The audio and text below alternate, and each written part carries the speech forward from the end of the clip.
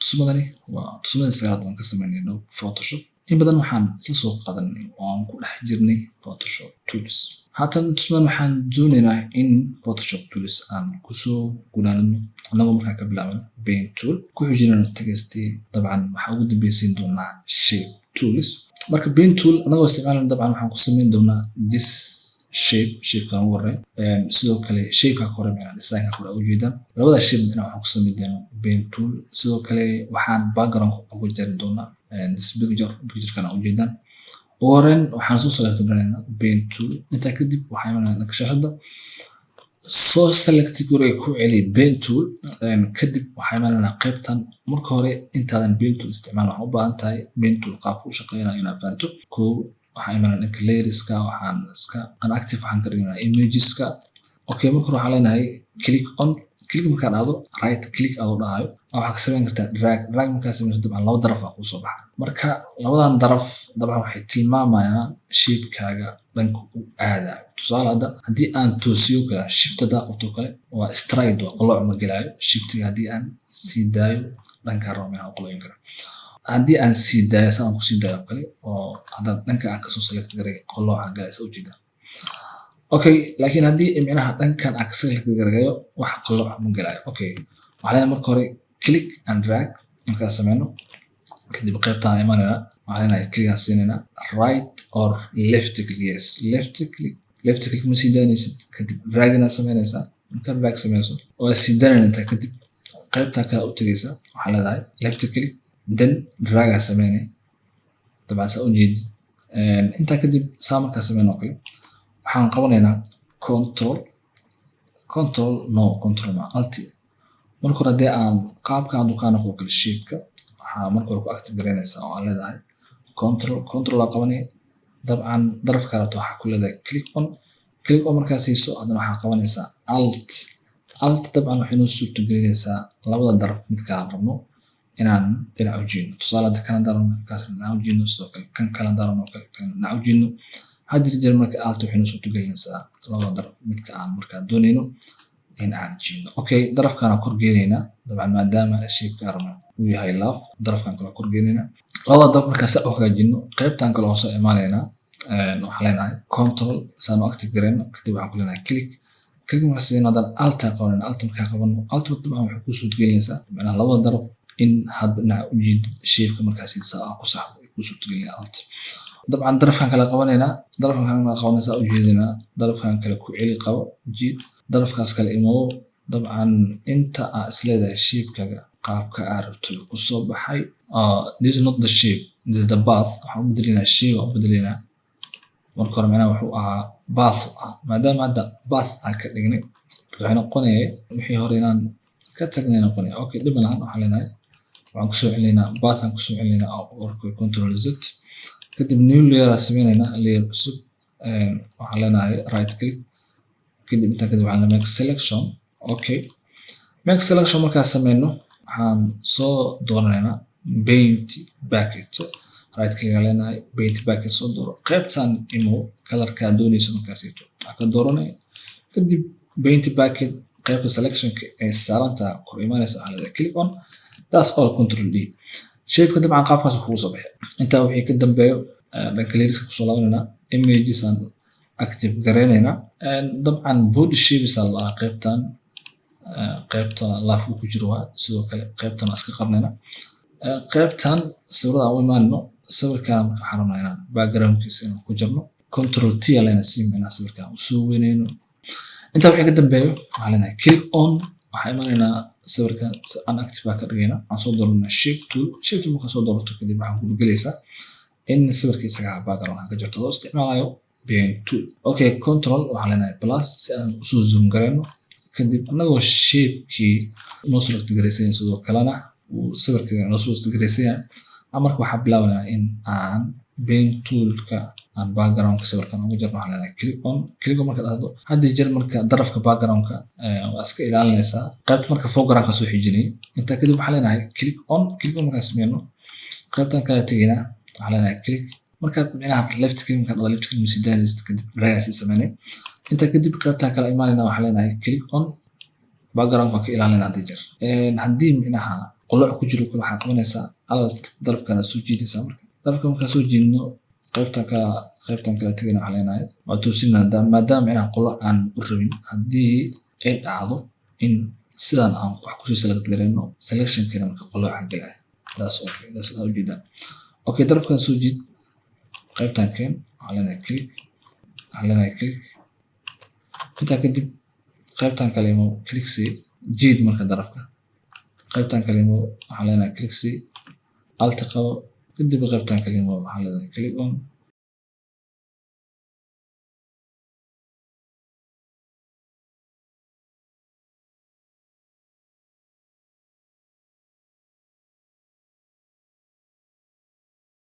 background markii la jarayo oo sida background ka jarayso inta badan waxaa la isticmaalaa this pen tool sababtoo ah isaga qaabka aad rabto ama doonaysan wax jirto wax ku jira inta kadib waxaa leenahay control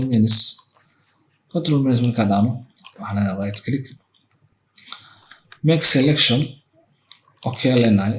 tool kale waxaan soo dooranaa selection quick selection tool waxaa leenahay w right click selection inverse markaa dhaano haatan waxaa suurtagal ah in aan background ka jarno waxaa imaanaynaa layer mask add layer mask aan ku dhufanaynaa okay sorry marka hore maana sameynaa waxaa leenahay right click select inverse add layer mask that's all dabcan soo jeedaan background sawirka aan ka jarno markaan isticmaalno pen tool tusmadan dabcan haddii aan pen toolka halkaas ugu gudubno waxaan u gudub gelaynaa text control minus haddii sidoo kale sawirka aad doonayso kale in smooth inaad ka dhigto geesaha dabcan hadii wax ka qaldayin oo kale waxaa isticmaali kartaa erase tool isticmaali kartaa si aan usoo qaadan oo kale erase tool anagoo isticmaalayno qaybtan aan imaanaynaa erase tool iska yareynana marka waa saxaysaa haddii micnaha darabka qalad ku jiro kale that's so simple wax saas usii weyn maaha smooth koo kale haddii dabcan there is no smooth kuma jiro kan marka haddii arabno kale inaan geesihiisa smooth inaan ka dhigno kale waxaan leenahay double click markaan sameyno qaybtan markuu keeno waxaan soo dooranaa radius waxaan ku dareynaa sidoo kale qaybta ku qorantay smooth asana sidoo kale waxaan ku dareynaa kadib waxaan leenahay okay intaan dhigna hoos imo markaa imaato waxaan leenahay output keena wuxuu noqonayaa new layer cusub in la sameeyo kadib waxaan leenahay okay like this so difference farqiga u dhaxeeya dabcan sawirka hore kan haddii aan soo zoom gareyno kale these two pictures ku soo baxayo dabcan kii hore waa ka kii dambana waa ka farqiga u dhaxeeya marka this is good faa'iidooyinka macnaha uu leeyahay marska dabcan waxaa kamid ah sawirka inaad smooth darfiisa ka dhigto kale sidoo kale hadii wax ka qaldayin oo kale inaad wax ka saxdo oo kale okay haddii aan layer mask iyo pen tool ba aan halka uga baxan waxaan leenahay qaybtan layers ka soo laabanaynaa this picture dabcan waxaa iska leenahay delete maadaama aan backgroundkii ka jarnay control T leenahay kan noo soo yaraya marka inta keen okay enter marka okay haatan dabcan waxaan ku xujinaynaa control T waxaan ku xujinaynaa text waxaan isla fahmi doonaa textina turkeeda qaabkii u shaqeyso textiga photoshopka waxay iskala mid yihiin application fara badan sida Microsoft Office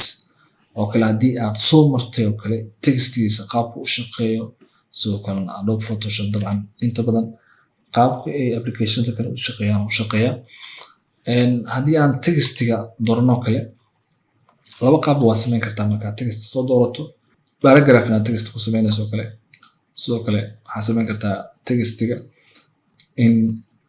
markaas one sentence hal jumlado kala daartana ku qorto kale oo aadan micnaha paragraph it means sheeko gaaban oo kale macnaha haddii sheeko gaaban oo kale aadan doonin in textiga aad ku qorto waxaa leedahay click on kadib waxaa soo dooranaysaa option bars anoo soo baxa option barskan dabcan the background ka ay leedahay textiga kusoo bixaysa white to white waxaa leenahay click on dabcan labuba isma qaadanayaan kuma soo baxaya marka balaagan ka dhigana kadib waxaan leeyahay click inta kadib qaybtan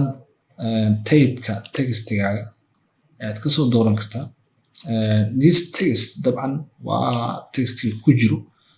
computerka dabcan ubuntu aan soo dooranayna ubuntu haatan noo dooran tusaale welcome leenahay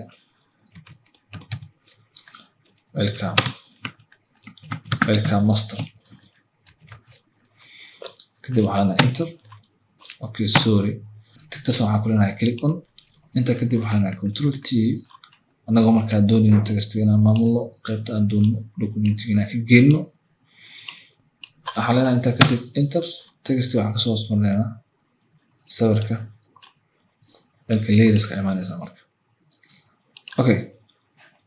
inta kadib textiga sidoo kale haddii macnaha wax uu ka qaldan yahay oo kale waxaa jirto character panel soo furnaysa character panel dii dhanka layerska oo kale disda character panel oo loogu talagalay textiga in ku saxdo haddii marka character panel aad ka weyso qaybtanito waxaad tegi kartaa windows aad tegaysaa waxaa soo dooranaysaa character panel okay waxaad raadinaysaa character okay wuu soo integraysan yahay haddii aan tigta ka qaadno dabcan waxaa dhacayso inuu halkan ka baxo okay inta kadib qaybtan bold oo kale markaad inaad doorato kale qaybtan dooranaysaa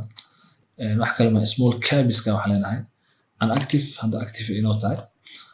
paragraph darato kale waxaa leedahay click markaad sameyso left click markaad sameyso inta kadib waxaa leedahay drag waa jiidaysaa marka paragraphka dabcan inta aad selectionkan ku ekeyso ayuu isagana ku ekaanaa marka lorem ipsum dabcan sample text waa ku dhaafi kartaa text cusubna oo aad sameysan kartaa intaba waa sameyn kartaa okay inta kadib waxaa leenahay okay textiga marka dabcan bold waa haddaan rabno inaan caadi ka dhigno kadib waxaa leenahay enter size-ka textiga dabcan haddii aan doonayno ka yareyn karnaa intaasayto sidoo kale haddii background-kaneeto background textiga headerka haddaan doonno inaan bedelno kale text kala soo dooran karnaa anagoo markaasito isticmaalayno kala pika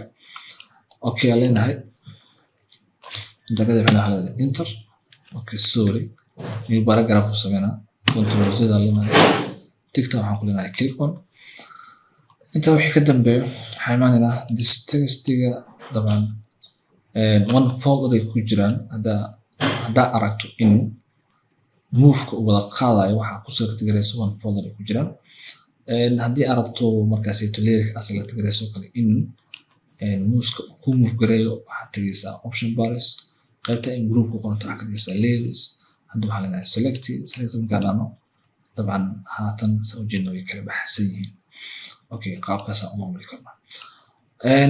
sidoo kale textiga waxaa awood u leenahay oo kale meesha aan colorka isticmaalayno oo kale inaan sawir inaan xagelino that's a symbol wax saas meena hadda usii adag ma ahan kadib tusaale waxaan dhihi karnaa oo kale this shape waxaan isticmaali karnaa this picture-kana okay no waxaan isticmaalaynaa okay this picture oo kale isticmaali karnaa waxaan leenahay control T markaan picture-kanayto ayaan weynaynaa dabcan si uu u deeqo size-ka ay textiga leedahay kadib qaybta hoosaan geenaynaa header-ka rabnaa in aan sawirkan kalarkiisa ku bedelno okay qaybta hoose keen kadib waxaa leedahay right click markaa dhacdo create clipping mask waxaa soo dooranaysaa create clipping mask that's all sa ujeedaan dabcan textigan header textiga waxay qaadatay kalarka sawirkan oo aan haatan ku dhahnay creating clipping mask intaa wixii ka dambeeya haddii aan textigana halka oga gudubno waxaan gudbaynaa Photoshop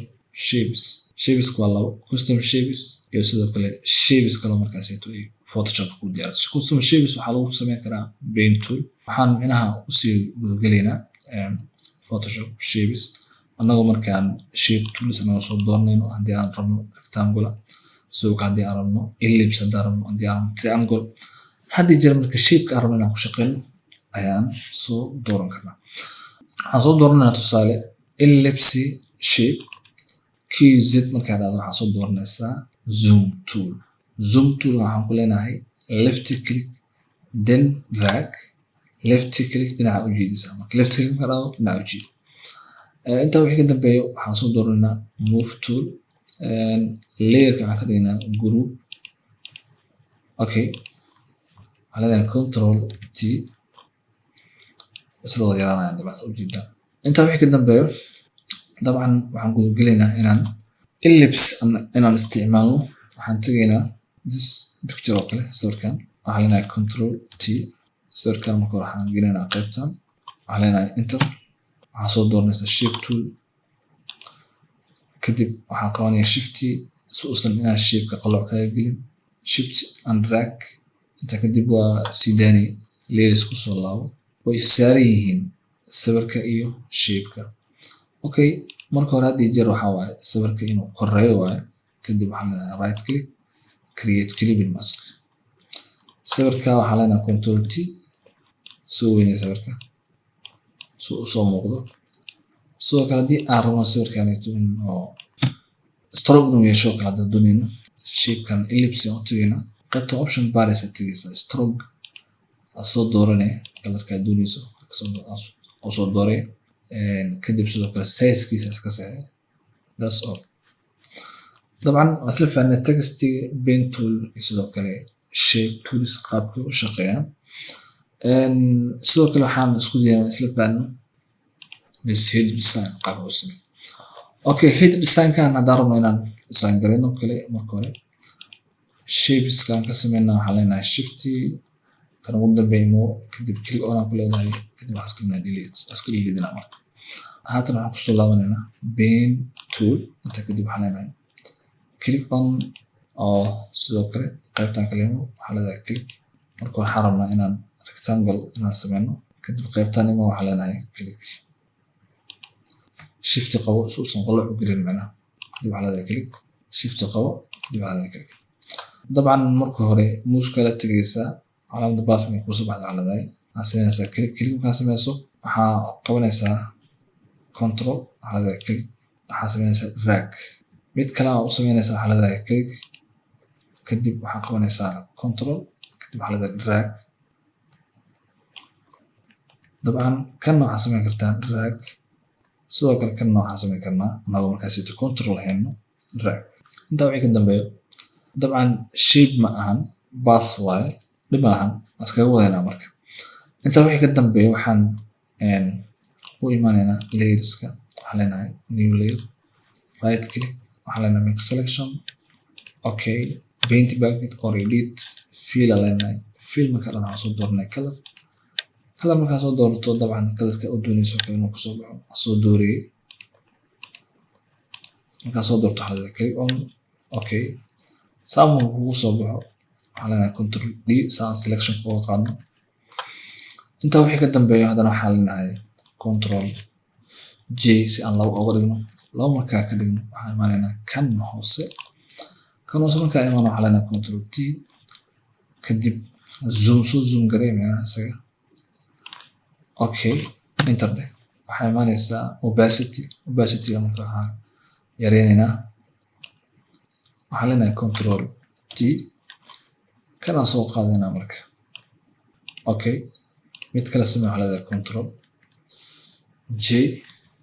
control T alena isagana kor u jiid